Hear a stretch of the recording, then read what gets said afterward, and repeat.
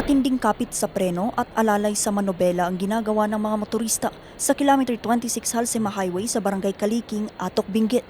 Takaw disgrasya raw kasi ito lalo pat gumuho ang isang lane nito noong nakaraang taon. Lalong-lalo na po pag loaded po yung sasakyan tapos paakyat, nahihirapan pong medyo delikado rin kasi pag mahina po yung brake, medyo delikado tapos one way.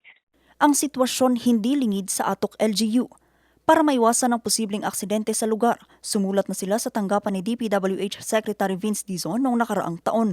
Yung rehabilitation ng kalsada ay nampisan na.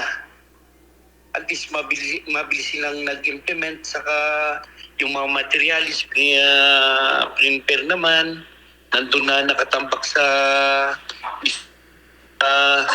construction sites nung last week pa na naumpisa. Agad naman na tumugon ang tanggapan ni Secretary Dizon at nito lamang Sabado, May 23, sinimulan na ang pagsasaayos sa gumuhong kalsada.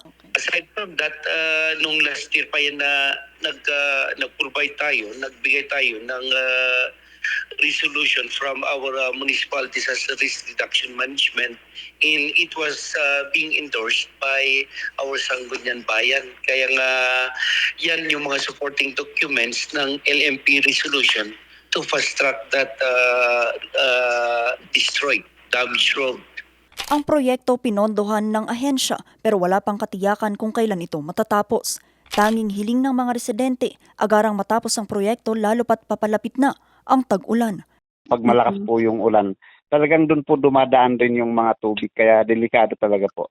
Mahigpit ng iniutos ni DPWH Secretary Vince Dizon sa mga tauhan ng DPWH Cordillera ang paglalagay ng early warning devices sa mga proyekto para sa kaligtasan ng mga dumadaan. Sinubukan naman ng news team na kunan ng pahayag ang Benguet 2nd District Engineering Office pero hindi pa sila sumasagot sa aming mensahe. Vanessa Bugtong para sa Nation on the Move.